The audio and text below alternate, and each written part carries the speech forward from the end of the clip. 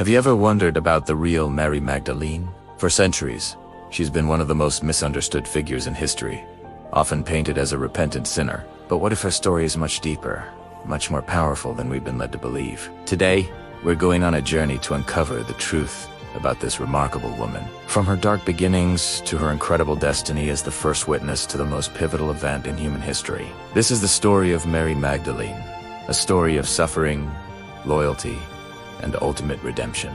Let's travel back 2,000 years to the shores of the Sea of Galilee, to a town called This was a bustling fishing and trading hub, and it was the home of a woman named Mary. The Gospels tell us something harrowing about her early life. She was afflicted by 7 demons. Now, what does that mean? In that time, demons could refer to a variety of severe ailments, both physical and mental. We can only imagine the torment she endured. It could have been chronic illness, deep psychological distress, or social ostracization. Her life was one of profound suffering, a daily battle against forces that seemed beyond her control. She was likely an outcast, someone people avoided, whispered about, and feared. Her existence was steeped in darkness, a seemingly hopeless situation. But then, everything changed. A new teacher, a healer from Nazareth named Jesus, came into her life. Unlike others who may have judged or feared her, Jesus saw her. He saw her pain, her struggle, and her humanity. And in an act of incredible power and compassion, he cast out the 7 demons. Can you imagine the relief? The sheer, overwhelming gratitude. It's like a lifetime of chains suddenly falling away. The darkness that had defined her existence was flooded with light. This wasn't just a physical healing, it was a complete restoration of her life, her dignity, and her spirit. From that moment on, Mary's life had a new purpose. She wasn't just a follower, she became one of Jesus's most devoted disciples. And when I say devoted, I mean it. Mary Magdalene, along with other women like Joanna and Susanna, didn't just listen to Jesus's teachings from a distance. They were part of his core ministry. The Gospel of Luke tells us that these women supported Jesus and his 12 apostles out of their own resources. This is oge. It means they were patrons, actively funding and facilitating the movement. Mary wasn't a passive bystander. She was a leader, a benefactor, and an essential part of the group. She traveled with them, listened to every parable, and witnessed countless miracles. She left her old life in Magdala behind completely, dedicating everything she was and everything she had to this man who had saved her. Her loyalty was absolute, forged in the fire of her own miraculous healing. She had been given a new life, and she was going to live it in service to the one who gave it to her. This unwavering loyalty was tested in the darkest of times, when Jesus was arrested, when the crowds turned against him, and when most of his male disciples scattered in fear. Mary stayed. She followed him on his agonizing journey to Golgotha, the place of the skull. She stood at the foot of the cross. Think about the courage that took to watch someone you love, your Savior, endure such a brutal and humiliating death. The sheer horror and heartbreak must have been unbearable. Yet, she didn't run. She bore witness to his final moments, her heart breaking with every labored breath he took. She was there, a silent, steadfast presence in his hour of ultimate agony. Her faithfulness didn't waver, even when all hope seemed lost. And even after his death, her devotion continued. She was there when Joseph of Arimathea took Jesus' body down from the cross. She followed to see where they would lay him, watching as they placed him in a new tomb carved out of a rock. Her grief was immense, but her sense of duty remained.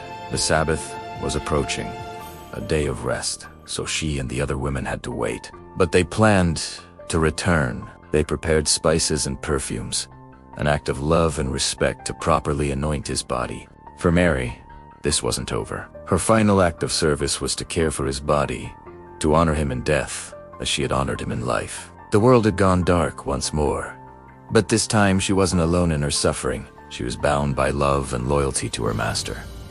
Then comes the moment that changes everything. As the sun rises on the first day of the week, Sunday morning, Mary Magdalene goes to the tomb. She's likely expecting to perform a somber ritual, her heart still heavy with grief. But what she finds is a shock.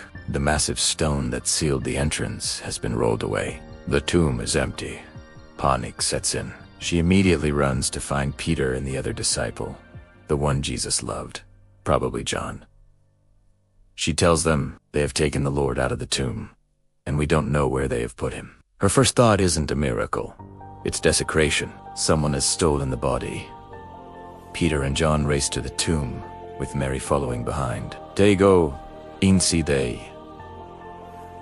The linen wrappings lying there, and then they leave, confused and uncertain. But Mary stays. She just can't leave. She stands outside the tomb, weeping. Her grief is so profound, so she has lost him all over again. Through her tears, she stoops to look into the tomb one more time, and this time she sees something incredible. Two angels in white, sitting where Jesus' body had been. They ask her, "Woman, why are you crying?" She tells them, "They have taken my Lord away, and I don't know where they have put him." Her focus is still on the missing body. Then, she turns around and sees someone standing there. She doesn't recognize him. She thinks he's the gardener.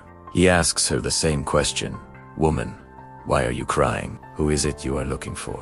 Still blinded by her tears and her grief, she says, "Sir, if you have carried him away, tell me where you have put him, and I will get him." She is determined to find him, to care for him. And then the gardener speaks one word. Her name, Mary. In that single moment, everything shifts. The voice, the tone, she knows it. She turns toward him and cries out in Aramaic, "Rabboni," which means teacher. It's him. It's Jesus. He's alive. Can you even begin to fathom the emotion of that moment? The whiplash from the depths of despair to the peak of unimaginable joy. The person she thought was dead, whose loss had shattered her world, is standing right in front of her, whole and alive. This is the turning point of the entire story. Jesus then gives her a mission, a sacred task. He says, "Go instead to my brothers and tell them, I am ascending to my Father and your Father, to my God and your God." And so, Mary Magdalene runs, but this time, she isn't running in panic or grief. She is running with the greatest news the world has ever known. She finds the disciples, who are hiding in fear and mourning, and she declares, "I have seen the Lord." She becomes the first person to proclaim the resurrection. She is the first evangelist. The Gospel of John rightfully gives her the title Apostle to the Apostles, the one sent to tell the others the good news. Think about the significance of this. In a culture where a woman's testimony was often considered unreliable in a court of law, God shows a woman to be the primary witness to the single most important event in Christianity. He didn't appear first to Peter, the rock. He didn't appear first to John, the beloved disciple. He appeared first to Mary Magdalene, the woman he had healed, the woman whose loyalty never faltered, the woman who stayed at the cross when others fled, and the woman who wept at the empty tomb. Her faithfulness was rewarded with the greatest honor imaginable. Mary Magdalene's story is not about her past sins. It's about her incredible faith. It's a journey from deep darkness to brilliant light, from unbearable suffering to profound joy, from being a societal outcast to being the first messenger of the new creation. She shows us what true discipleship looks like. A love so strong it overcomes fear, a loyalty so deep it endures, even death, and a faith so resilient it is rewarded with a face-to-face encounter with the risen Christ. Her story has been minimized for too long. It's time we remember her as she truly was. A leader, a supporter, a faithful friend, and the first witness to hope reborn. Thank you so much for joining me on this journey to rediscover the real Mary Magdalene. Her story is a powerful reminder that no one is beyond hope and that profound love and loyalty are seen and honored. If you found this story as inspiring as I do, please hit that like button and subscribe for more deep dives into the figures and stories that have shaped our world. And I'd love to hear your thoughts in the comments below. Who else should we explore? Thanks for watching, and I'll see you in the next video.